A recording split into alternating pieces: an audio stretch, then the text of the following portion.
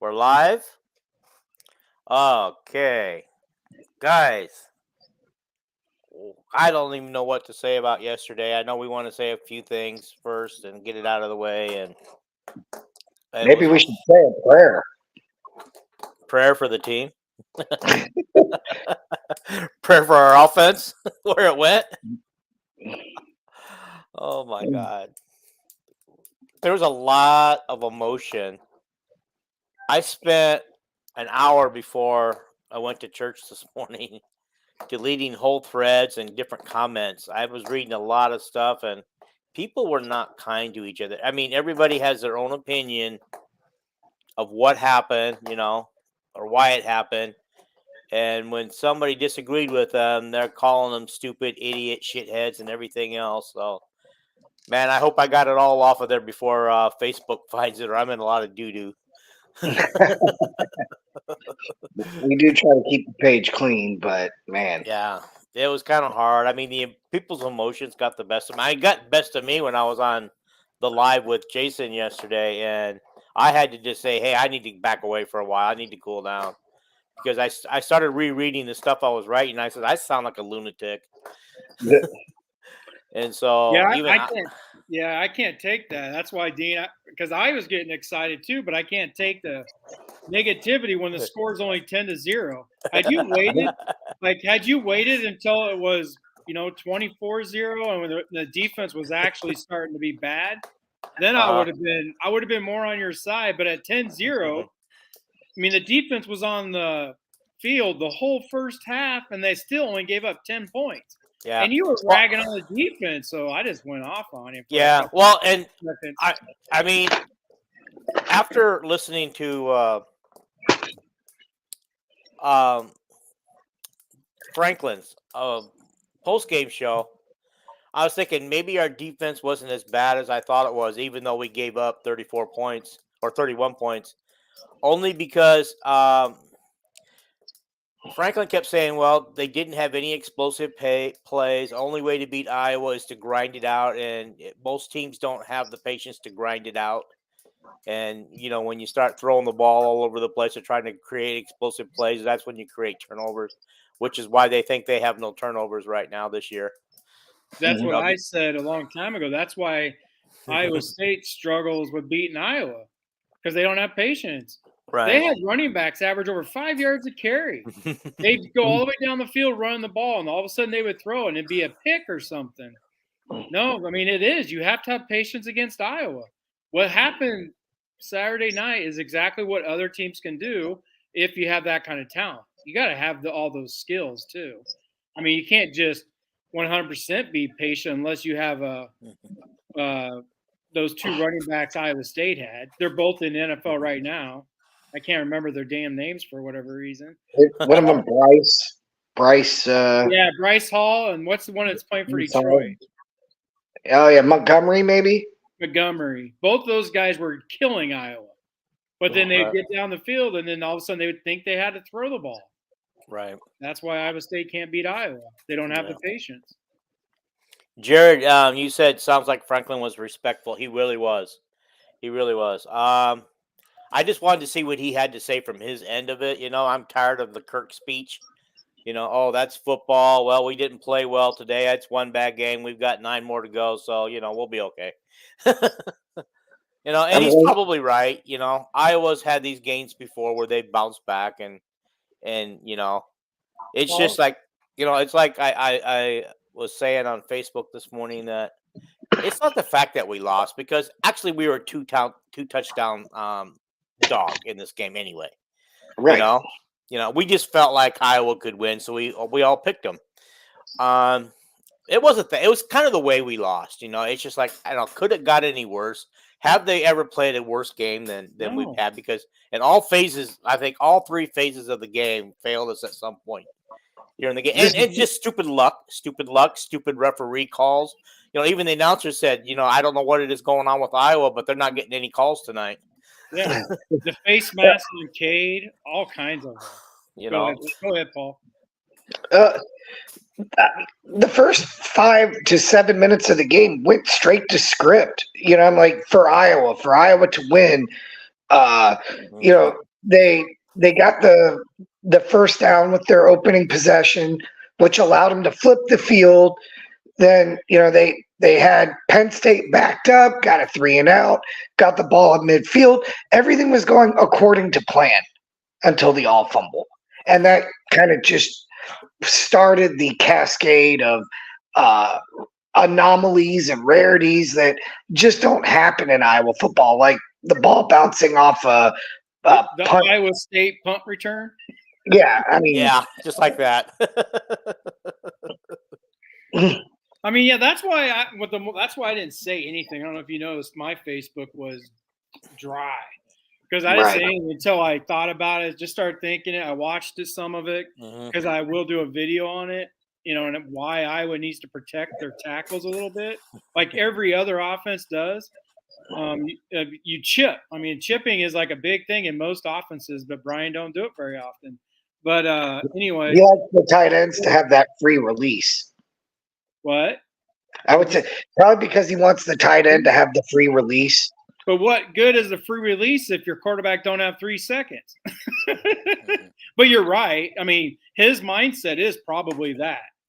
But I don't get the philosophy when your tackle. I mean, the tackles, like even on that 3-man rush, the pressure came from the outside because the tackles couldn't handle the speed. Like, I mean, Penn State's going to do that to a lot of offensive tackles. A lot. It's not just Iowa, but it's common sense to chip. All you got to do, you need a running back to chip, push him back into so he doesn't get a free release coming around, or have a tight end there to just chip him into the tackle, right? So there's not that Lawrence Taylor just speed going around the outside to get to the quarterback.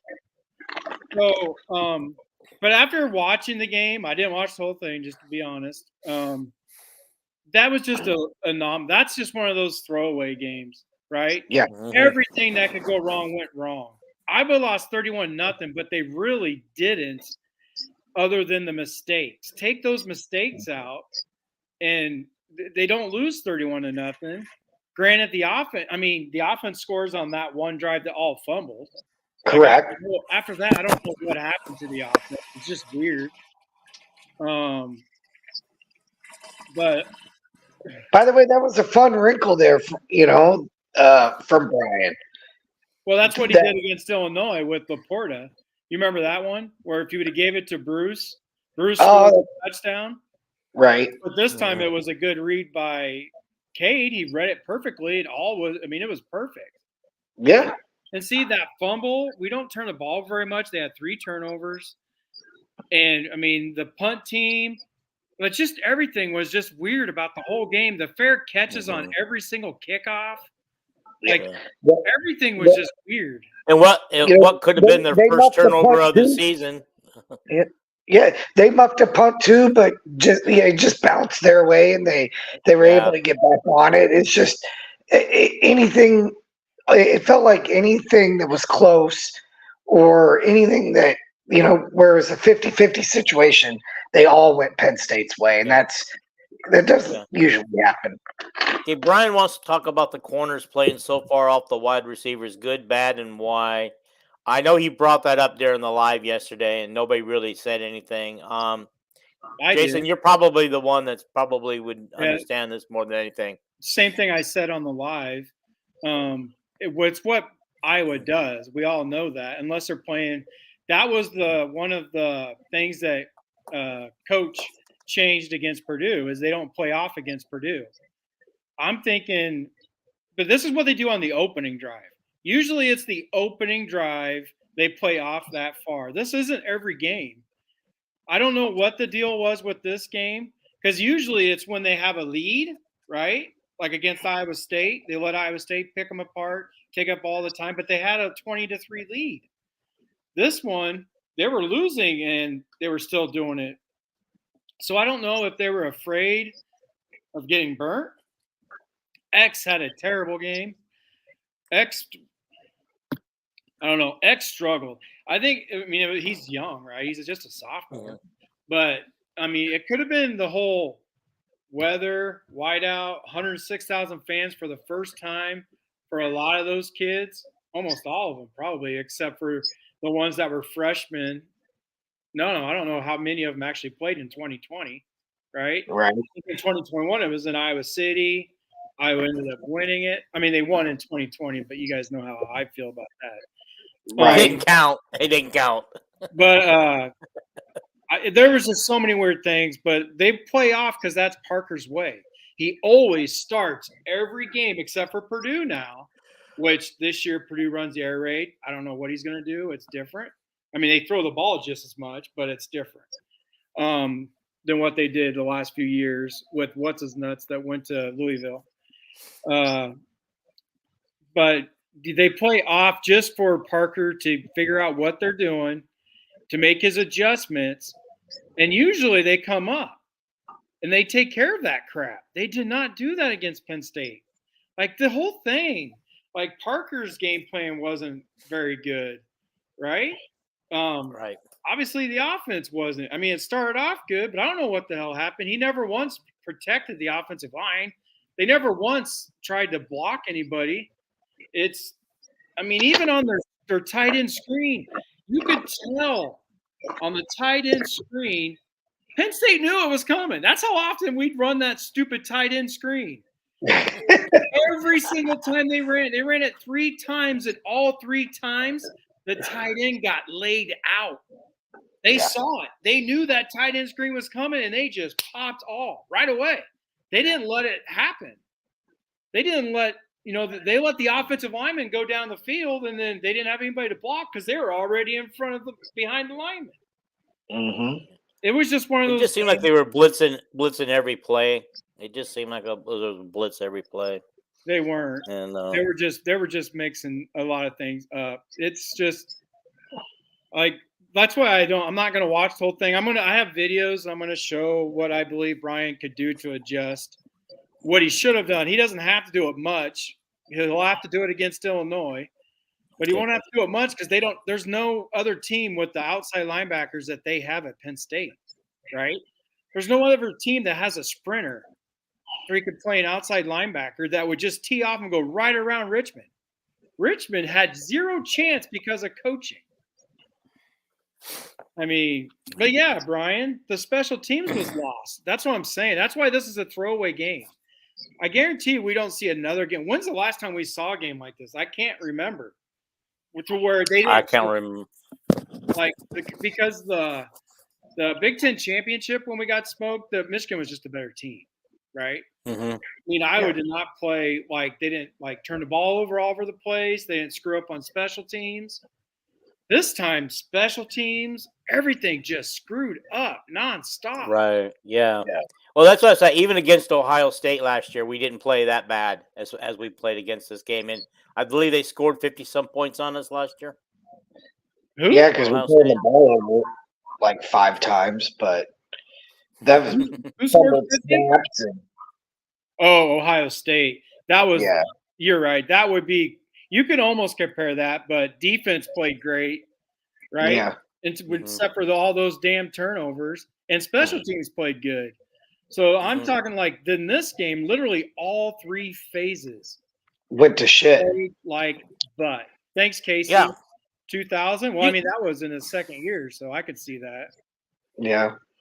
But 2000 was the last time Iowa got shut out, is what they're saying.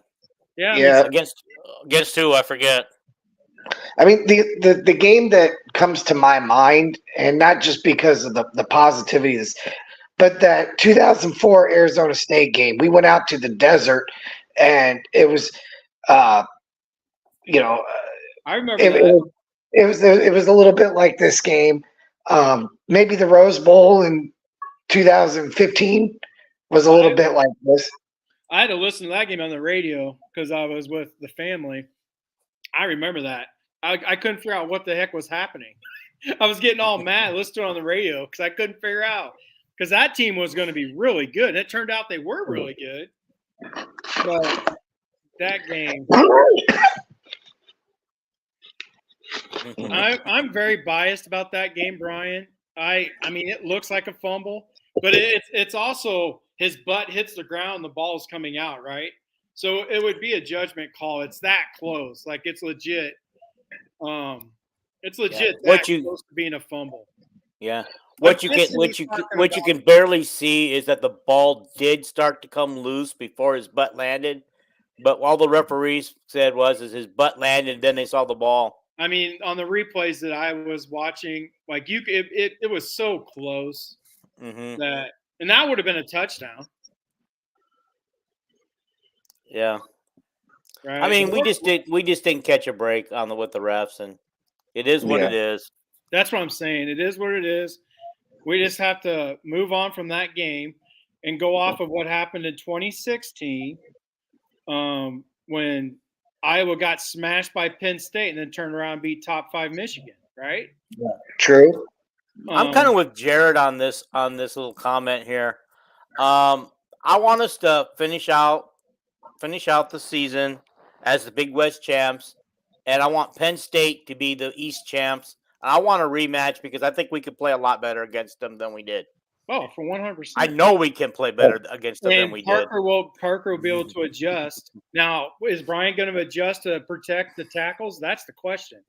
Because no matter what, I mean, our defense could play better. I mean, maybe our special teams doesn't turn it over. But does Brian adjust his plan to protect the offensive tackles who cannot block that speed on passing plays? Run the ball more up the middle, out of shotgun, spread them out, right? Our interior part of the line did not play bad. There was one play where Jones got destroyed, where the guy just pushed him back right into Cade, right? That was the only time that Jones really got destroyed. Other than that, there was just the tackles, and it's not on them because they were put in a bad position. Well, my nightmare just carried right on into today, with my Jaguars. And they looked an awful lot like Iowa today from last night. I mean, it was just a comedy of errors, of things that you just don't expect to see happen. Did they really blow the whistle 3 times, South Bend? Is that real, or are you just making shit up?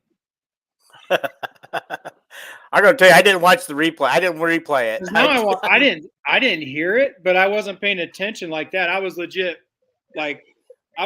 trying to see if it was a fumble. But like Brian said, like the all fumble, did you see how close that was to being elbow down? Yeah. I mean, that was on the tight end screen, Brian. That was on the tight end screen when they blitzed right in the gap. They were untouched because it was a screen pass. But that's why you'll see Jones just takes off running to get in front of the tight end. I'm thinking that's the way they coached that play. But yeah, the guy who came flying up was on the tight end screen. It was dumb. Even the announcer was like, well, you got to put a hand on him, right? Even on a screen pass. Yeah. The announcer said, and he's right, you do have to put a hand on him, but I don't know if it's got to be coached the way Jones just took off, right? He just kind of took a step back like it was going to be passed, but then he went to get in front of the tight end. And by then, whoever was covering tight end already killed the tight end. I mean, they knew when that tight end screen was coming. Right. It's probably a pre-snap read. He does it out of the same formation, I'm going to guess. I haven't paid that close attention. I'm going to now. I hope they throw that damn thing out of the playbook. You know, like unnecessary roughness where he's on the sideline. What plays are working? What plays are working? Not a gosh darn thing's working. Just throw the damn playbook in the air. I want him just to rip that play out because it's a tall tale, and it's almost like, I know I'm a huge Brian supporter, but it's almost like this year Brian literally is being too what do you guys call these people? Predictable? Well, no. Like they're their way or no way. What are those people called? Like dictators? That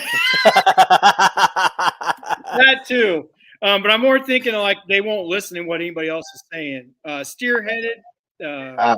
whatever that's called. Anyway, because look what he's doing now. Everybody's telling him to get the receivers involved, do something different. Now he's got 3 tight ends on the field almost most of the game, right? He's taking that to the next level. Yeah. Like we have. Now that just invites a 9th and 10th guy in the box and makes it even harder to do anything. Yeah. And then the toss plays. Oh, my God. To the short side. I had so many people send me questions about that dang toss play who didn't watch our live. I'm like, I'm not going to type all this up all the time. Watch the dang live and then ask me. Spite. So is that you're not toss play? That's our play or their play? Our play. We ran it 4 times, and one time to the short side of the field where the running back ran out of room. He didn't have anywhere to go anyway. But on a toss play, you don't like we have everybody inside, right? Which means when you don't have it spread out to run the toss, they're going to have their guys have an outside contain. They had multiple guys on both sides because we had everybody in here. So they have their guys in, but they have 2 guys on each side outside contain. The running back had nowhere to go. You don't run those toss plays out of that unless you're down by the goal line.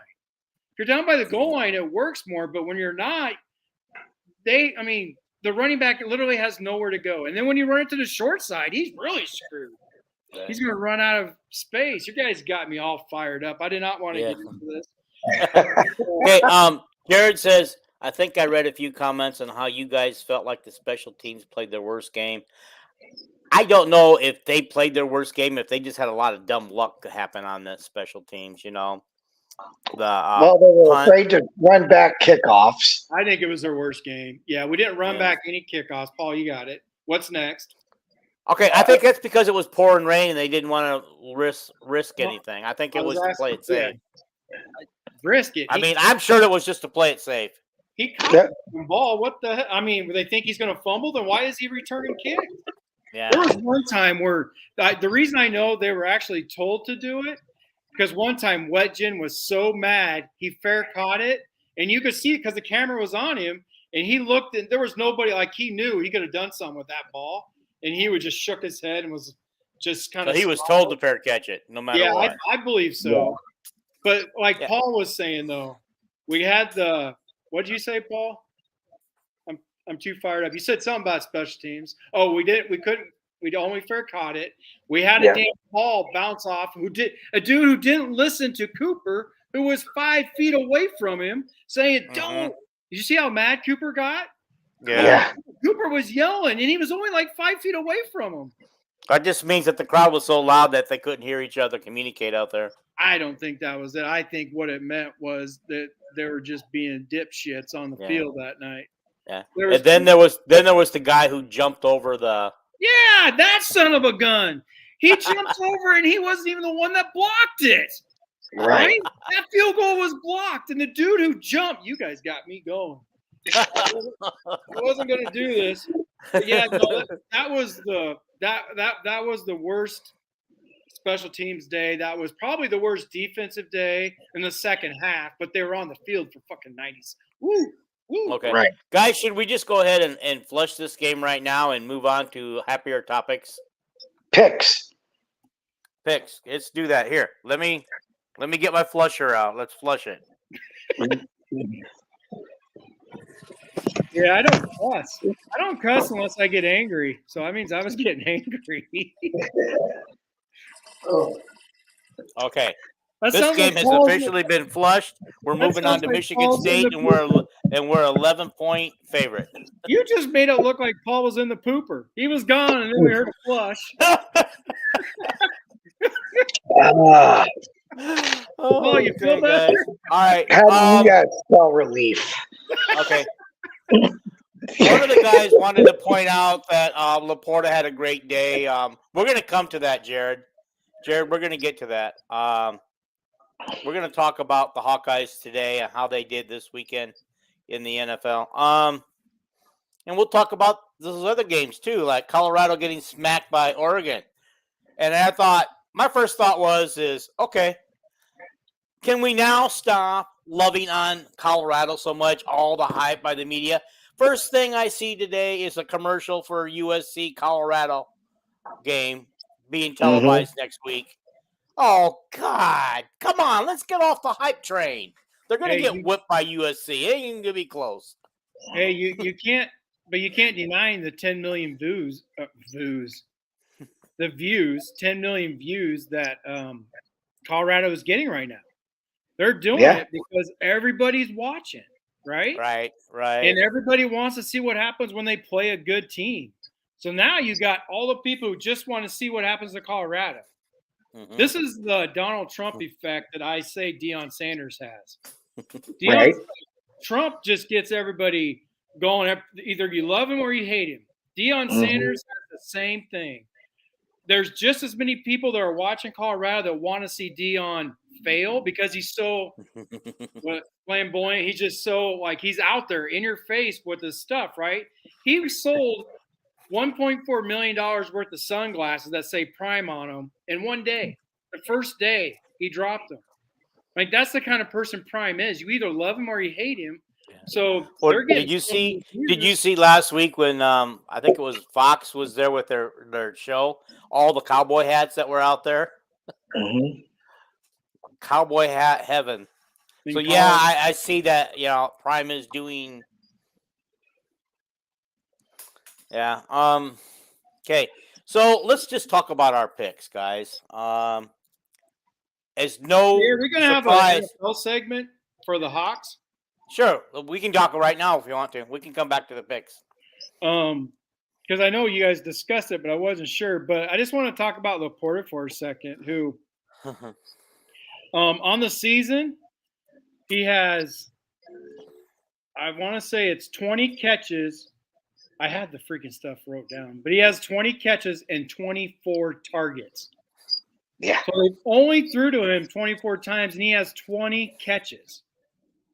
Laporta is killing it in Detroit. They found their man, right? Absolutely. He could end up being better than Hawkinson. He's got a long ways to go to be better than Kittle. But Laporta is doing his thing. Run blocking, they're loving him in Detroit. They're throwing it to him a lot. I'm sure Hawkinson is the reason why Detroit had no problem taking Laporta. Well, right. They traded Hawkinson, and they're like, well, we got to replace him. Hey, let's find another Iowa tight end. It does sound like and how is his teammate doing? How's his tackling going? And Jack Campbell got his first sack today. Okay. Oh, yep. He had a good day. All right. Anybody know how Hawkinson did with the... Yeah, that's right. We don't want to forget about the pick six by AJ. Oh, yeah. I shared that video to you guys. Did you guys see my video? Yeah, yes, and then Micah Hyde also has an interception today for the Bills. Yeah. Two Hawkeyes. I wonder if there's ever been two Hawkeyes who had interceptions in the same game for the same team.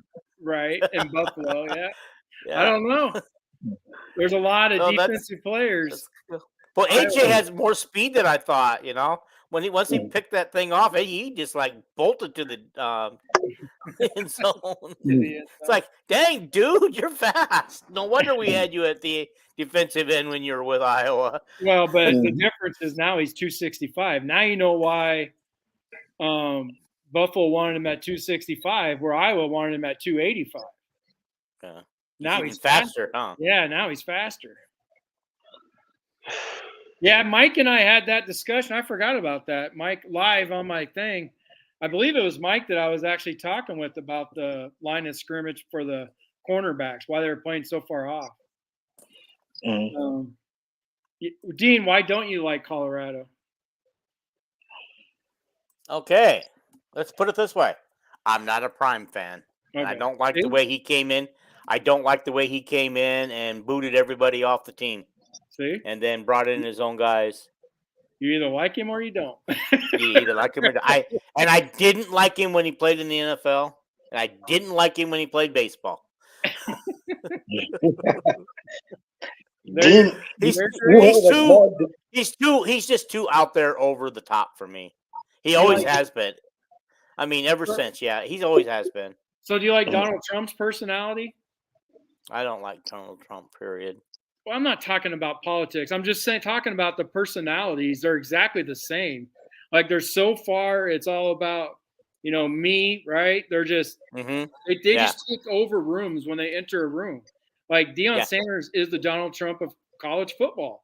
Everybody wants to see him. Everybody wants to see Trump. He's on if he's on TV, millions are watching. Deion Sanders is the same thing because they know he's going to say something that you're either going to like or you're going to hate, depending on who you are. But yeah, I mean, I like Deion. I don't mind him. He couldn't come to Iowa and do the same thing like a lot of. They had that one. Did you see that sign that was saying Deion come to? Yeah. Unless somebody wants to write a big check. I mean, his son got $5 million to go to Colorado. They're not going to get that at Iowa. Iowa doesn't have that kind of money yet. Yeah. Right. By the way, when I first heard that his son was going to be the quarterback at Colorado, he was bringing him with. I thought, man, here's nepotism at its finest. But that kid can actually ball. He can actually quarterback. Yeah, he's always been one of the best. That's why he tore up the HBCUs. No, he's a great quarterback. He can read a defense. He throws a dime. Like he throws a rifle. He has a cannon. So yeah, they're both. That's what Oregon said. That is amazing. Anybody? I hope that was a quote for them. Oh, you got to go watch the pregame speech. It was amazing for Oregon. The pregame speech for Oregon was amazing. It was. So was that the coach that said that? Yes. Yeah. Oregon. It was a pregame speech for Oregon, talking about Colorado. Oh my God! Like today, he's literally. I mean, he said today the Cinderella story's dead, or it dies, or something like that.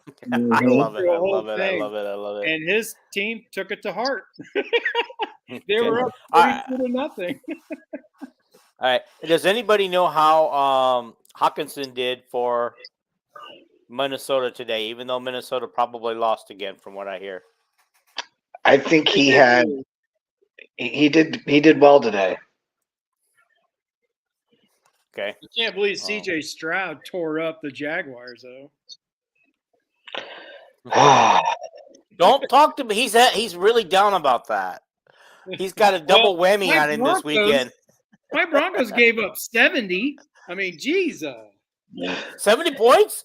Yes. Oh my God.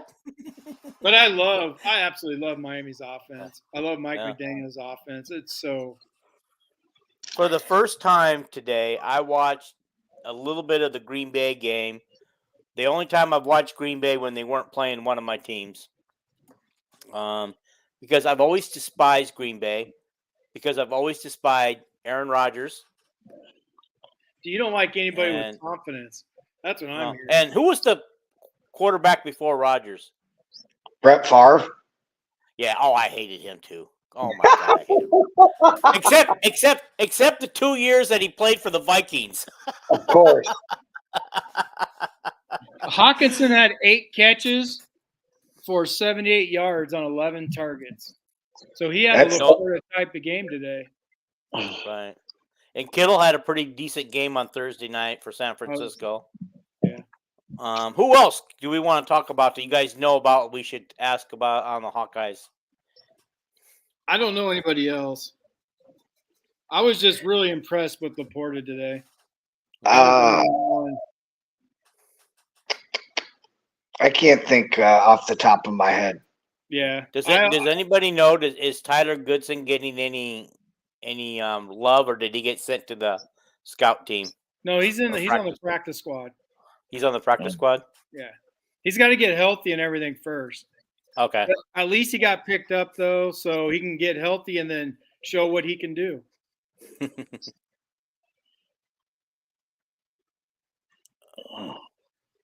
Who's LVN? Lucas Van Ness. Oh, okay. All right. Got it. Mike, Dean struggles with all the initials. Yeah, sometimes I do. I'm gonna admit it. I'm an old guy, guys. I'm old enough to be both your guys' dad. That's true. That is true. Okay, let's get to the picks. Let's get to the picks. All right. Charlie Jones getting a tutty. Touchdown. But that was on a kickoff return. He did that at Iowa too. Nice choice out there. It wasn't as a wide receiver. Are they throwing any balls to him as a wide receiver? No. He hasn't. See, that's the whole reason why he left Iowa, because he wanted to be taken seriously as a wide receiver. He just didn't want to be a return man in the NFL, and look where he ended up anyway. That's what Tracy did at Purdue. Iowa wanted him as a running back. He wanted to be a wide receiver. He went to Purdue. Guess what position he's playing this year? Wide receiver. No, I mean running back. Yeah, he's a running back for Purdue. I'm kind of thinking Iowa knows what they're doing with these kids. Yeah. All right. Let's just get to our picks. Okay, we all lost Iowa. Okay. Who? Oh, Oklahoma, Cincinnati. We all won. We all picked Oklahoma. Okay, Florida State at Clemson. You two won. Florida State. I took Clemson. I ate that one. Rutgers at Michigan. We all took Michigan and we all won. Colorado at Oregon. We all took Oregon. Oregon won. Mississippi at Bama. Paul and I took Alabama and we won. And you took Ole Miss, Jason, and lost. I thought Paul was the only one that took Alabama because remember he said I'm going to go out on a limb.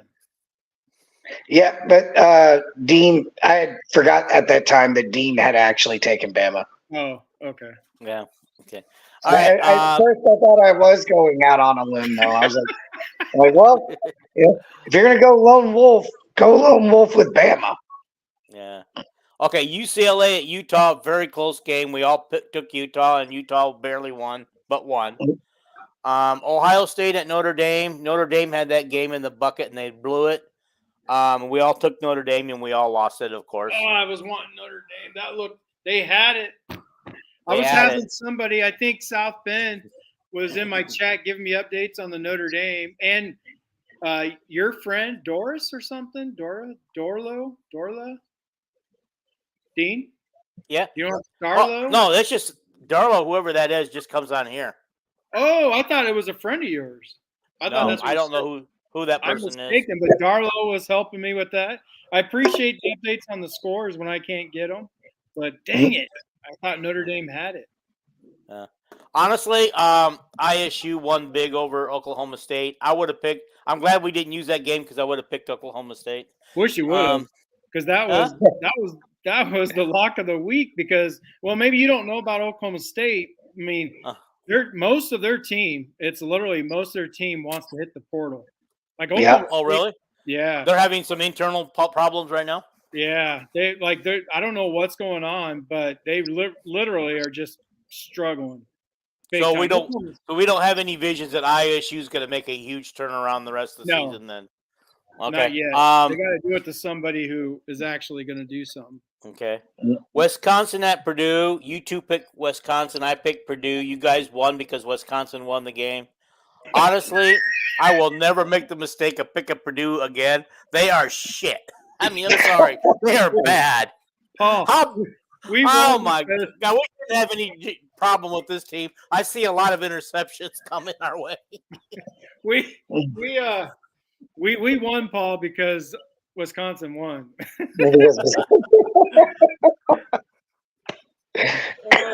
I told you Purdue don't have a defense. They gave up 37 to Fresno State. Now Fresno State's a pretty good team. Did they beat Fresno State though? No, Fresno State beat Purdue. Okay. Yeah, Fresno State's a pretty solid team though. Oh yeah, they look good. They're fun to watch too. Their offense is pretty fun. Oh, I like watching them. One of the advantages in the West Coast is we get that extra game here at night, and sometimes it's Fresno State. I can't remember who it was last night. Arizona, I think it was Arizona State and USC. Yep, was the extra game. You guys are all gone to bed by that time that game came on here. Oh yeah. I did. I watched it until I was really impressed. The Arizona State's play calling that first half was so fun. Arizona State pulled everything out of their hat, and they did. They kept it close. Like literally, they were doing their halfback passing the ball. They were doing all these interesting things. There won't be any struggling. Mike, And I don't know who Gundy made his whole team mad. He did something, and the whole team is just. Do we know what he did? Do we know what he did? I don't know exactly. I was just told this from somebody else, from another source. So he's lost his players, so maybe the AD needs to come in and say, Mr. Gundy, you've lost your players. We need to get rid of you mid-season so that we don't lose all of the players we have next year. To the portal. But Gundy has so much portal. I don't know. Actually, wouldn't it be so they don't lose out on their opportunity to hire Brian as their head coach? Yeah, I mean, God, who can win for that? I mean, really. But I do know I saw something on this. I don't remember who it was. Something on either ESPN, Fox Sports, something where one of the guys that talk about the games or whatever literally brought up everything Gundy has done wrong for these kids. And one of the things was even an OAN shirt, whatever that means. I don't even know what that is, but they were talking. One American News. That's what it stands for? Yeah. I don't know why that's bad. Anyway, they went through a whole list of what Gundy has done that the team just wants out. Like he hasn't adjusted himself for these new kids. And they even brought up that. But he's a man. He's 40.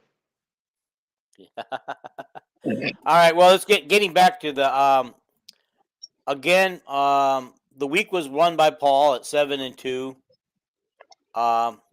Jason, you were at 6-3 because you went lone wolf on the Ole Miss game, and because I picked Purdue and Clemson as a lone wolf, I went 5-4. So our overall season records are Jason's still in the lead at 20-9. Paul, you're right behind him at 19-10, and I'm right behind you at 18-11. All right. We're all right there. So what was my record again? 20-9. Damn, I'm almost in double digits in losses. That's not right. Good thing I'm not gambling this year. Good Lord. I got a question for you guys and the chat. Anybody? So Dean, if you could bring up if they have any answers. Does anybody else think this is the most important game this week for Brian, Kirk, and everything to get themselves back? Do you guys think that if they lose this week, it could just be a downfall for the season? This is one of the most important games in Kirk's tenure. Anybody? Yeah, I would think so, in my personal opinion, just because, first of all, let's go back the last couple of years, because when we get one loss, we always follow it up with a second loss right away. That has the following week. Has been a trend. I can only think of one time. That only happened with Wisconsin and Purdue, right? It happened in 2020 as well. We first started off the first 2 games, yeah. Purdue and Northwestern right off the start of the season. You could take that 2020 season. Yeah. And the only time I could think of is 2021. I mean, you might be right. I just can't think of many scenarios. But I just think. Go ahead. 2022 was it? No, 2021 was right after we beat Penn State. Then we lost our next 2 games. Wisconsin and Purdue. Yeah. We had 5 losses last year, right? We were 8-5 on the season, so we must have had at least a couple of back-to-back losses. Yeah, but that wasn't a very good team, right? I'm just talking about when they have a good team. And the schedule this year, I mean, there's no reason Iowa doesn't show a lot. Oh, I didn't know about that. In 2016, they lost to North Dakota State, then Northwestern. Yeah. Unfortunately, I was at that North Dakota State game. Oh, my God. And I was sitting right in the middle of a bunch of North Dakota State fans. You know how hard that was? Yeah, I'm with Mike on this one, and whoever else thinks this way. I do.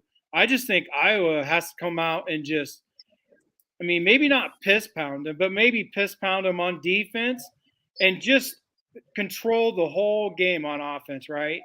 That maybe you don't put up 30 points, but you just gradually just pound them into submission to where they win 24-0, 31-0, or 27-6 or something like that, to where it's like it was against Iowa State, or Utah State when they were up 24-6, where you knew Iowa's not going to lose, right? I am hoping that my hope for this week is Kirk says, okay, we were dog pissed last week. So, Brian, we're going to play the whole game, put up as many points as you can, and let's see what happens, right? Because a way to earn things back is to beat these guys 41-0 or whatever, like you did Western Michigan, right? Well, I mean, I really do. I think this is one of the most important games as far as the season goes for Kirk. So, South Bend says in 2008 we got lit up by Arizona State, which we did, and then thumped by University of Michigan the next week. I believe that was a very close game at Michigan. I believe that game was close, that we even had a chance to win it. And I think that's what made people feel better about the whole thing, about that thing. And then I think Iowa went on and had a semi-decent season. Well, they won like 8 in a row because they benched Jay Christensen and started Stanzi that season. Right.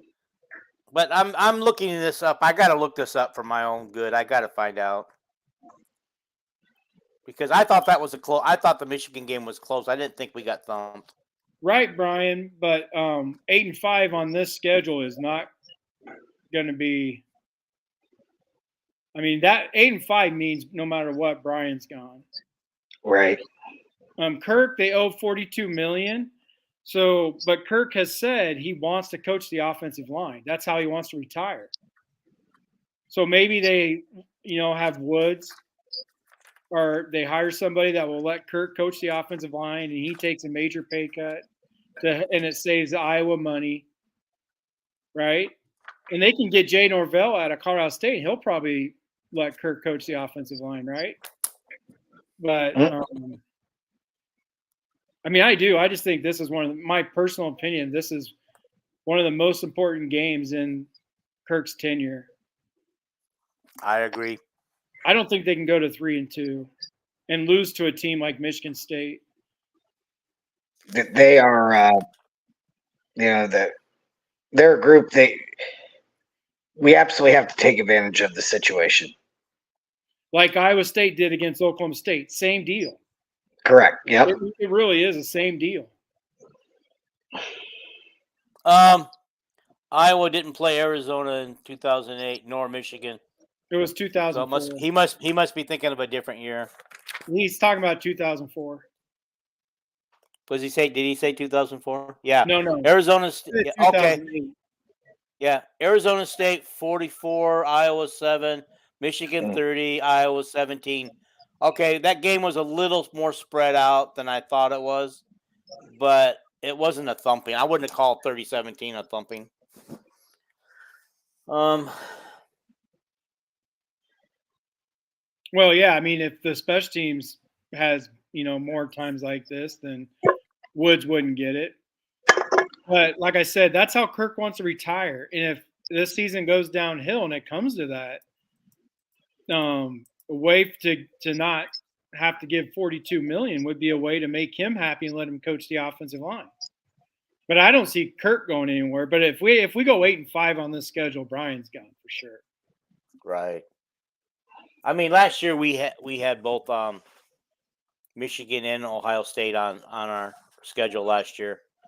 And that's almost two. When somebody sees that, like with those two teams, that's almost 2 losses for automatically on your record already.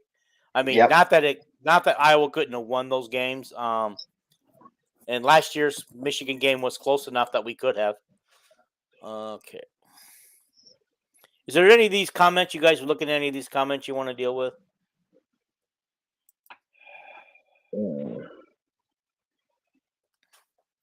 Well, he didn't say at Iowa. He did say offensive line, but I was just talking about a way for them to get out of his $42 million, for them to come to an agreement, let him coach the O-line like he wants to, but he would have to like the head coach, right? I mean, there's a lot of parts that would have to come together.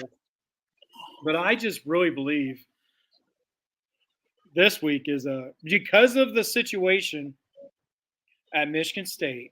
They can't afford to go to 3-2, lose to Michigan State. Because if they lose that game, woo, I don't know.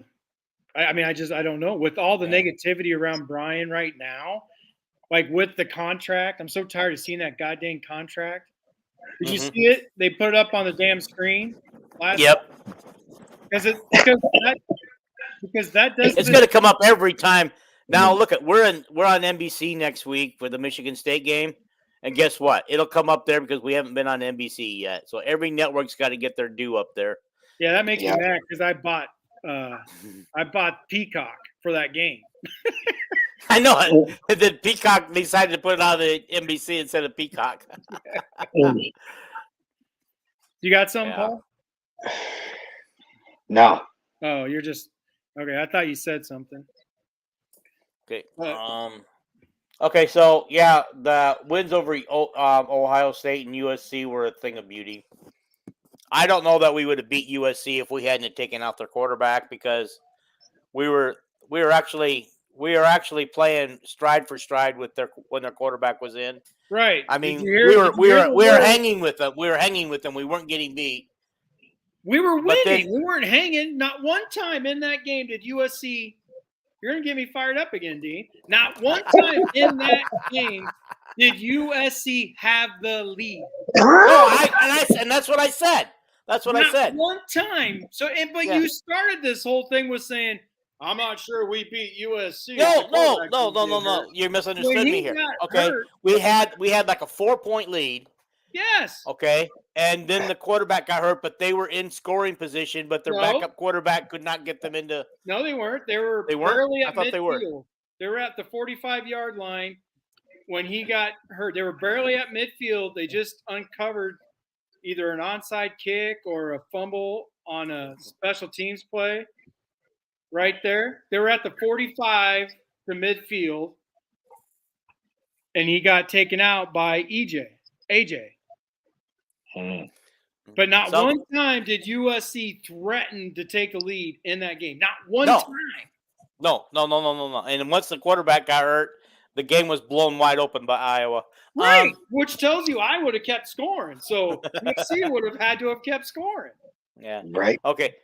South Bend wants to know why we think 8-4 is unacceptable. It's better than Nebraska. I just get tickled pink to be above 500 every year. South Bend, I could have swore you're the one that wanted to be elite. Just ignore that. I think that one is a. I think that one is a. What do you want to call it? Polsek is the offensive coordinator for Wyoming. He's doing really well, but Iowa wouldn't like his offense. His offense is very similar to Iowa's. He's an offensive line coach there, and he's their OC, and he's really good at what they want to do. He runs the same offense that North Dakota State won national titles with. Yeah. He was the O-line coach at North Dakota State before he went to Iowa. Guys, and I'm with you on this one. Barnett should be gone. He's had 3 years, and all 3 years his O-line have not performed. They really haven't. I haven't seen them get appreciably better either. You think like Richmond by now. To me, he's not much better than he was last year. Oh yeah, you're right, Mike. Yeah. Oh, Matt. Oh my gosh. Darlow. Oh yeah. I don't think the Colorado State coach would be a good hire for us. I do. Just because he's about 60 years old right now, and I don't think we should be out hiring anybody who's going to retire within 10 years. Jay Norvell is 60. Yeah.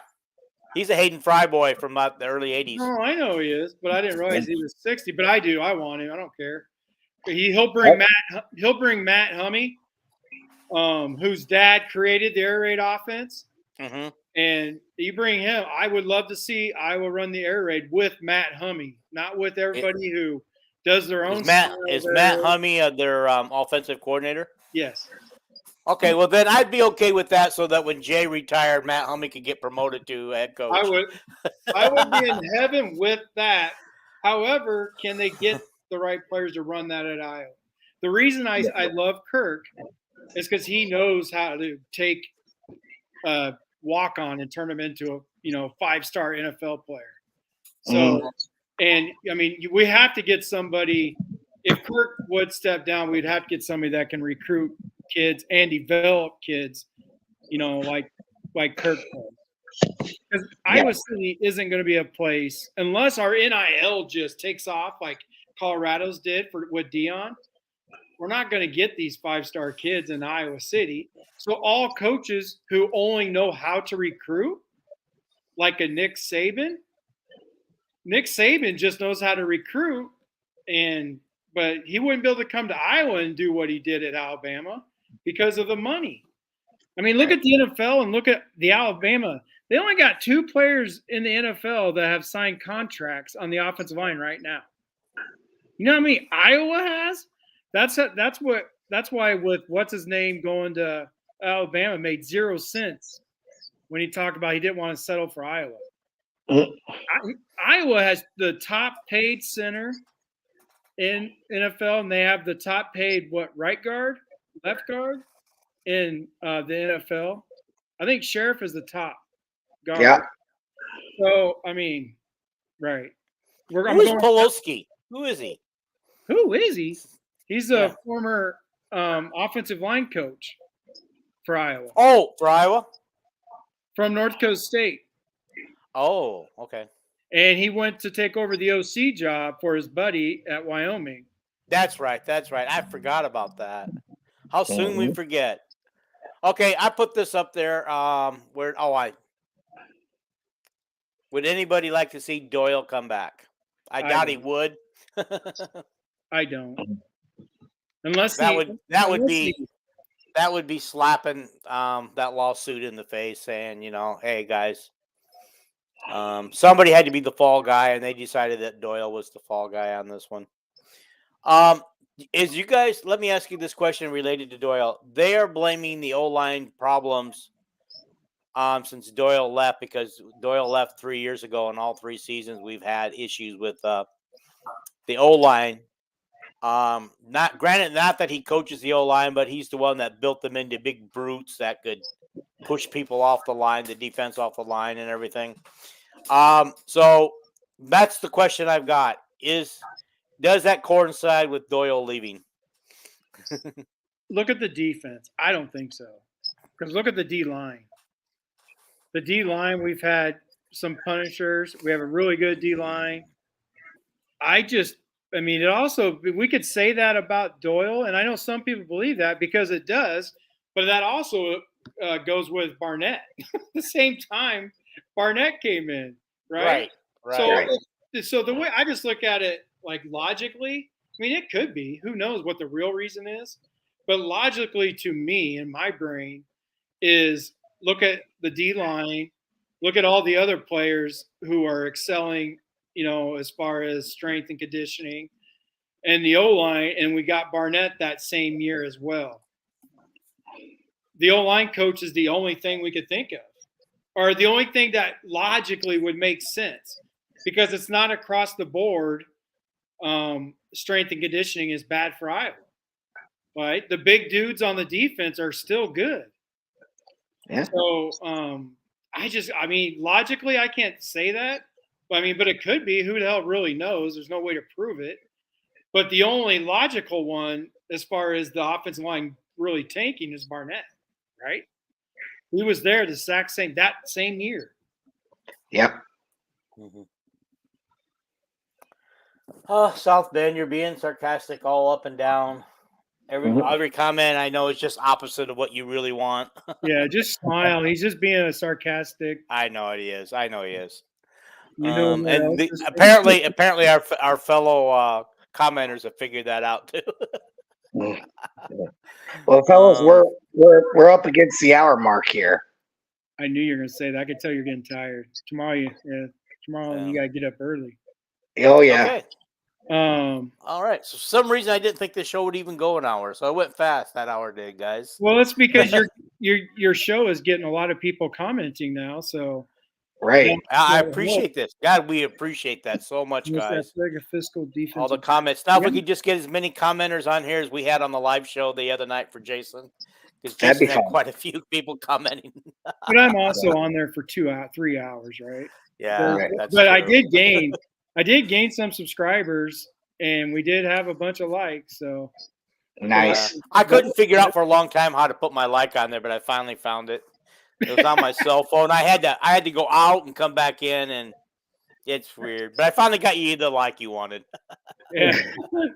Thanks, Jared. Yeah, I love all the questions because that's why I like Paul on the show as well, because Paul comes up with questions like Paul and I as far as the games, right? Where Dean hosts it and kind of drives it.